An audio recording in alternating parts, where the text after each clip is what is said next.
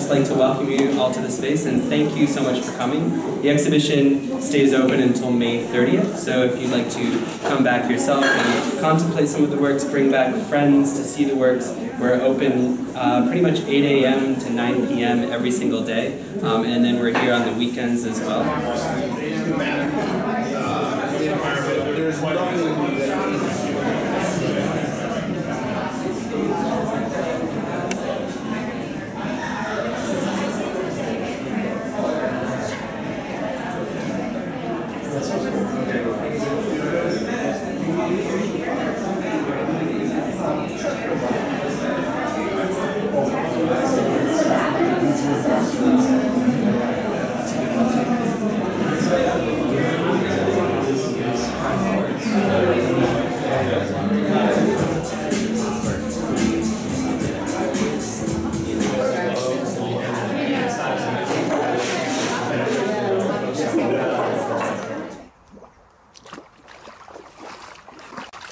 What's your favorite color? My favorite color!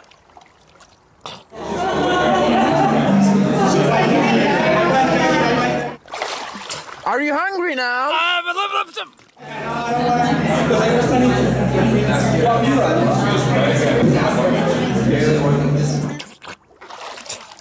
Who's your president? President!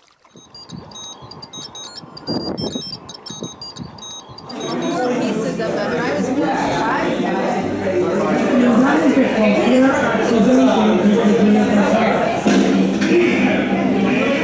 At 7 a.m. Bleary-eyed, bleary-eyed. We have to take you to Central Bookie, the detective said. Are you left or right-handed? Bleary-eyed. I phoned my lawyer. My lawyer. My lawyer.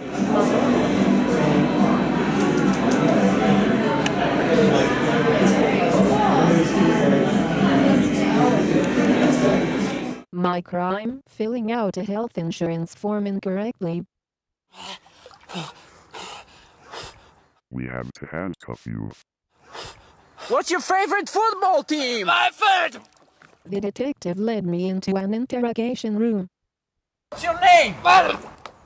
Sure, my name is Eliana Godoy, and I'm one of the curators of Unbound, which is an exhibit in memory of Aaron Swartz.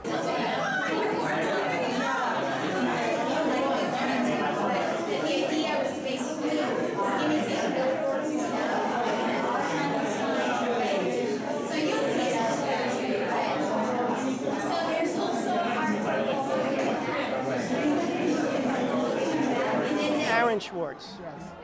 He was a genius, and basically he empowered people by giving them free access to information, and also a platform to share that information and create a more knowledgeable, more informed public. I followed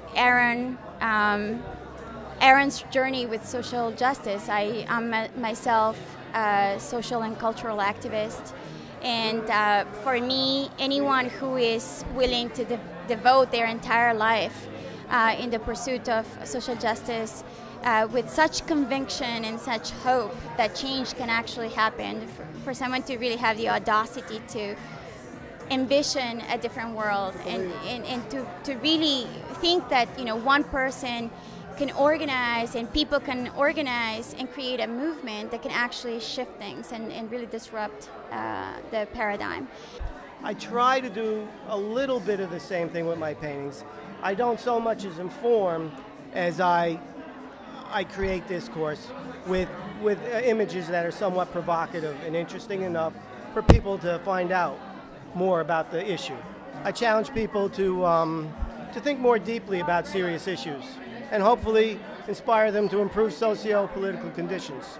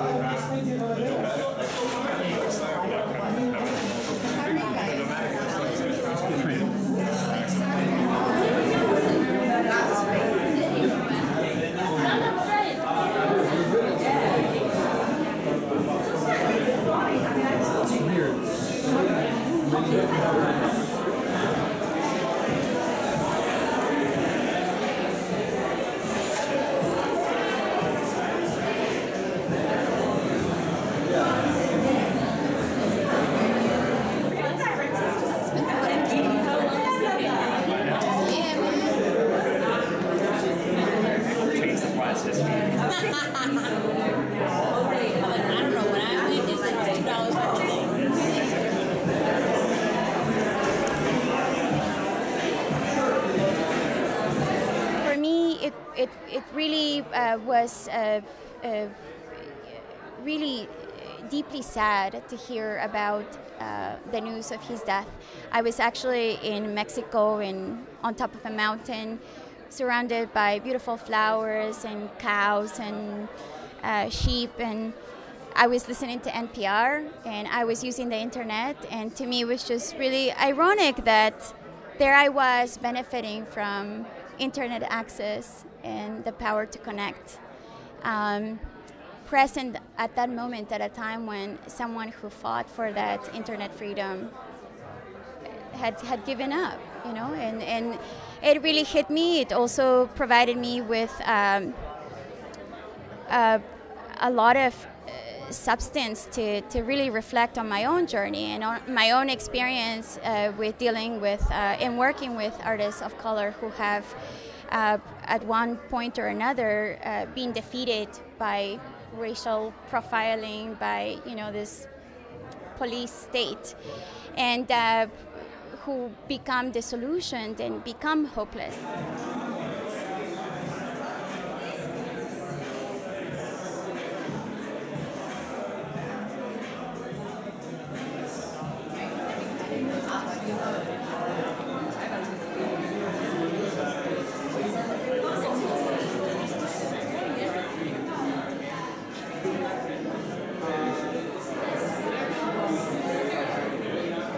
I think Aaron's journey brought me to a dark place, but I found the answers in Aaron himself and his commitment and his ability to see that things can be fixed by people mobilized. And so I was just really inspired by his work. It reminded me of many of the stories that I have heard before from artists' experiences, and for my community, you know, from the experiences of my own community who suffers many different challenges in economic justice and environmental justice. And so when I returned from Mexico to Boston, there was a hack lab. I participated in the hack lab, but I'm not a coder, and the only way I knew how to contribute was to organize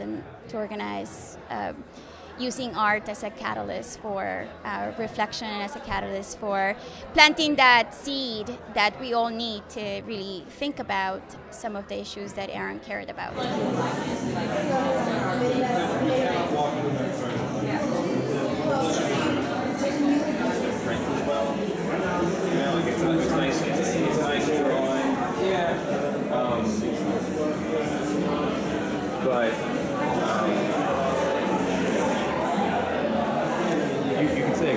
Excuse me. And one of the reasons why we wanted to do it digitally was so that it can be seen by people, and someone who, you know, is in India could see it. And I know that through Aaron's work, he really touched people all over the world, from Europe to Latin America, and so in all over the world, really. And so I wanted to launch it digitally, and I'm really happy that we have found a home, and I'm really happy that the home happens to be the place where he worked. Thoughtworks is a place, it's a company, it's a software development company where Aaron worked before he left us. Thoughtworks is a global software consultancy firm. We have around 3,000 employees in 29 countries around the world, or 29 offices around the world. And what we try to do is build software to change humanity for the better. One of the reasons that we really thought this exhibition would go over well is because it's a group show with many different types of artists that are talking about social change issues in their work that Aaron really felt so passionately about.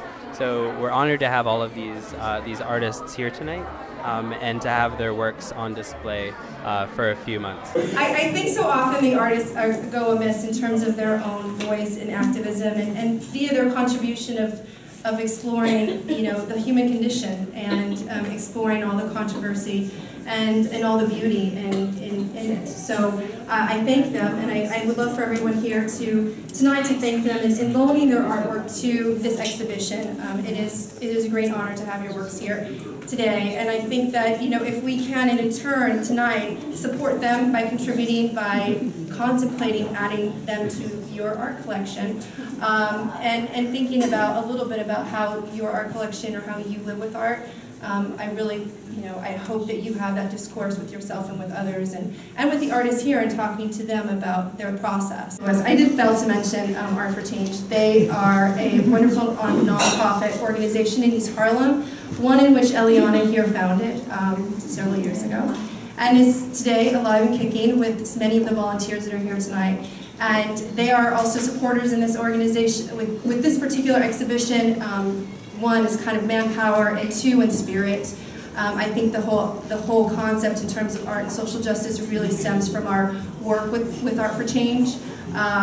Again, it's an East Harlem nonprofit, and they're really focused on building art programs to support open dialogue about social equity and injustices. And so part of the proceeds for anything that you purchase with these artists, or any of the works that are on sale here on the corner here, the posters, a portion of them will be donated to Art for Change, and thanks for all that they do as well. Thanks, Louis.